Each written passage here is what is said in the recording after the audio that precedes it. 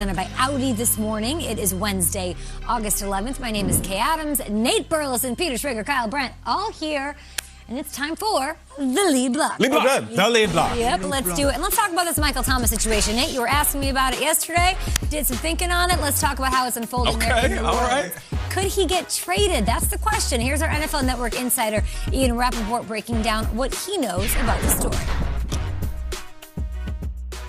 Yeah, I think it's pretty clear the relationship between Michael Thomas and Saints head coach Sean Payton and the organization, not really in a good place. Not that it's ever going to be fixed, but it is not great right now. And look, the fact that Michael Thomas had surgery in June is not anything that made anyone happy. The team thought and believed that he was going to have surgery right after the season, be fine for the start of training camp. For a variety of reasons, that did not happen. And the fact that he seemed to not be upfront with the organization throughout, none of this is good. So then the question, of course, is, are they going to move forward with him, or are they going to trade him? I would say a trade is certainly not off the table at some point. I wouldn't be surprised if the Saints move on from Michael Thomas eventually, but it is complicated. Here's why. He's not healthy right now. He's still recovering from that foot surgery, probably going to start the season on the PUP list, so you're not going to be able to trade him until the trade deadline, and then it's $8 million in dead money this year, $22 million in dead money next year. Not impossible, but not easy either. Appreciate both sides of that from Ian Rappaport. Nate, do you think, after hearing all this and how it's unfolding, do you think it can be fixed between Michael Thomas? In the words of Ian Rappaport, it's not impossible, but it's not easy. But I say yes, he can. If he heals up and then comes back and balls out. I know that seems like it's a little bit of a stretch right now if Michael Thomas is saying that he wants to be traded. But I want to pull up a graphic real quick. And this isn't for the fans that are sitting at home. I know you're familiar with these numbers. Just check out the most receiving yards in the first four seasons of his career. Michael Thomas is at the top. We're familiar with him breaking that single-season record, and you're saying, well, Nate, we know these numbers. We know how good he is. I'm not showing this for us at the table. I'm not showing this to the viewers. I'm not even showing this to Saints fans. I'm showing this to Michael Thomas. You know why I'm showing this to him? Because you have an opportunity to stay with the program, stay with an organization, and create a legacy for the rest of your life. I've been there. I've changed teams, and don't get me wrong, I'm not comparing myself to Michael Thomas. I have not had the career that he is on track to have. But I do regret at times jumping around from team to team. Even though I laid some roots in different cities, I do wish I was a Viking forever, or played for the Seahawks my entire career, or was a Lion from the day I got drafted until the day I retired. There's something special about what Larry Fitzgerald did in Arizona. So I get it. You're in your feelings. You're emotional. But you're on a team where you started a great legacy, and on top of that, they paid you. So you know that they love you. I say forget about everything that's going on.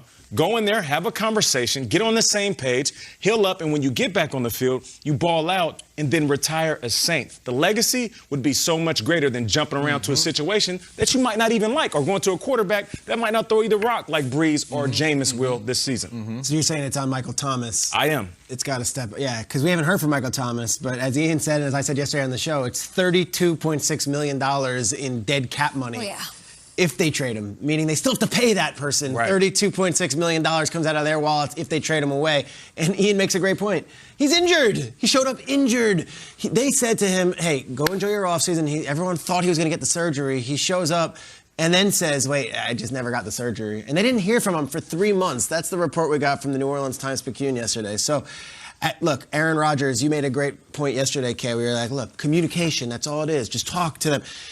There's no communication there, but Aaron Rodgers actually was texting with his coach throughout the offseason, and LaFleur and him had a back and forth. And LaFleur and Rodgers saw on the same page. It was just an issue with the front office. Sean Payton, by saying I have no comment, I'm not going to comment on social media, was basically going scorched earth on Michael Thomas. And who has more equity in that Saints building? Sean Payton or Michael Thomas? Sean Payton. Who has more equity in that city? Sean Payton or Michael Thomas? Payton. So now you take away the goodwill of the team, the goodwill of this city, the goodwill of the organization, the fact that it's going to cost them $33 million to even trade him, and the fact he's injured and might be, not the same player when he gets back. This is just a tough situation. This seems like this is buying a dud of a stock right now. And Nate, to your point, this guy, I hope he gets well. I hope he finds a way to turn this around. But this is the nadir of where this situation has been, and this relationship has been toxic for quite a while. So, I don't know. They got to dig out of it, but I can tell you this. The Saints aren't losing sleep at night about Michael Thomas. They're looking to play the season in 2021, whether he's there or not. And the Rodgers thing wasn't dealing with an injury. And to a man, Rodgers' teammates were always very vocal in supporting him. That's where I come out. The Sean Payton thing, he's the coach. He's going to coach the players who are there. The silence is deafening coming from the other Saints players. I'm talking about Cam Jordan. I'm talking about Demario Davis. These guys who do a lot of media and have a lot to say have nothing on this. And I wonder if there's a loss of respect here. Yesterday, someone who was watching the show when we talked about this suggested to us that Michael Thomas was Scottie Pippening the Saints. Now, what does that mean? Scottie Pippen, as he came into the final season of The Last Dance, he had an ankle injury. And he didn't get it worked on. And he straight up said, I had a ruptured tendon in my ankle, and I decided to have surgery late because I was like, you know what? I'm not going to bleep up my summer trying to rehab for a season. I'm going to enjoy my summer, and I'm going to use the season to prepare. It's basically like, I don't know, I want to go on vacation and hang out on the beach, and then I'll get surgery. If the reports are true that Michael Thomas avoided the Saints, waited on the surgery, and now he's going to miss time, probably causing losses, which is how important he is, you could lose the locker room. Because there's other guys who had to rehab in the summer. There's other guys who did not enjoy their summer. There's other guys who did reply to the training staff. And you know what the most important part is?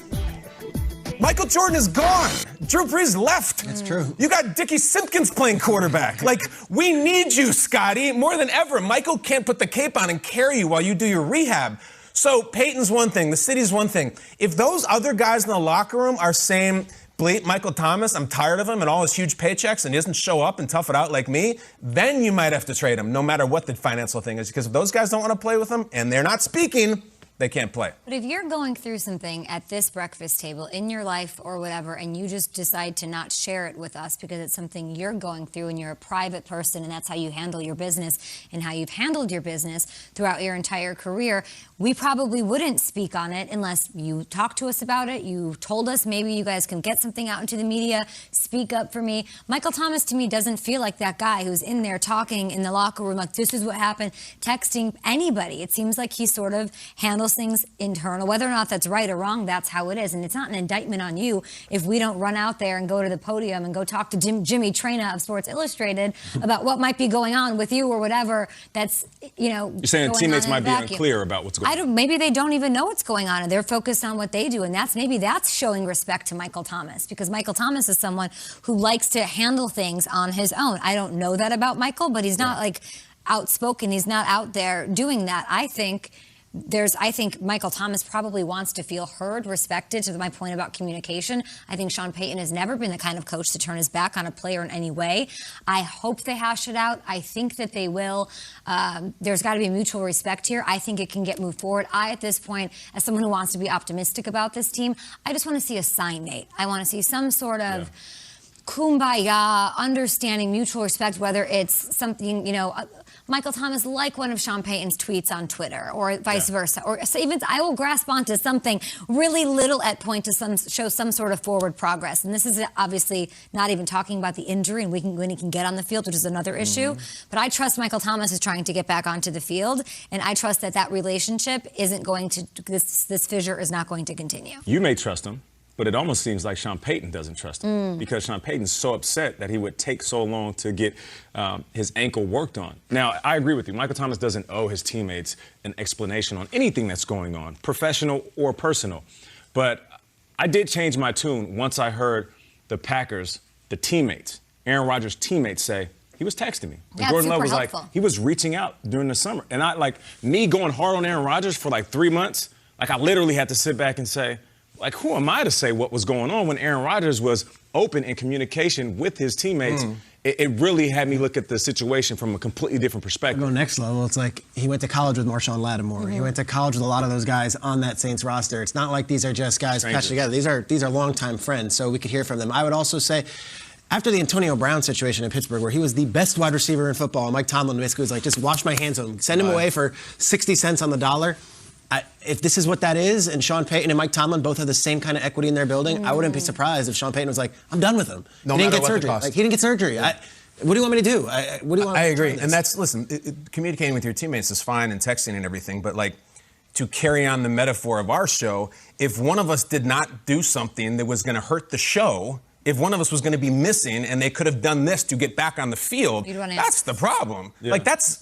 I don't care if he texts with teammates on the surface. It's the not getting the surge, not taking care of your body, because now we're losing games, Mike. Like, we need you. Like, that's bad teammate, good teammate. Like, it's unprofessional. When you're an athlete, you take care of your body in the offseason so you can start the opener. The second he misses his first game, which would not be his first because he's been suspended as well, they hurt the team. But what if you don't know who he's been texting because he doesn't want it out in the media? He doesn't. It's not the texting; it's the rehab. But I'm saying it's the you're body. saying like, why isn't he accountable to his teammates? Why isn't he? Maybe he's already even made just Sean peace Payton. with them. If he was communicating with maybe Sean he hadn't Payton. talked to Sean Payton yet, and Sean respectfully, out of respect for Michael Thomas, potentially knowing that he doesn't like being That's not how it things works. out there. head coach Let me wait needs and to talk stay- to him. I have no comment on that. I'm not going to talk about social media. Maybe that was a message to Michael Thomas.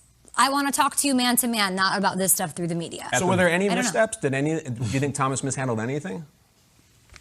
I don't know. That I don't know. That I mean, we might not ever know. No, that. in your I'm just opinion. looking for some sort of sign. I mean, I don't know his side, to your point. So until I would hear his side on like how that was handled from his perspective, or whether there was trust lost on some side, like they both need to communicate. Yeah. Maybe they have, maybe they haven't. They haven't. I would feel better about it if I saw some sort of sign positively that they would be moving forward. Whether Agreed. that's him being at practice, him being at a game before the season starts, them The talks talking. are they're a much better team with him on the field. I know. And this is unfortunate because he is a superstar in this league, and it seems like right now him and the Saints are on the same page. Yeah, and Traquan Smith's been banged up as well, so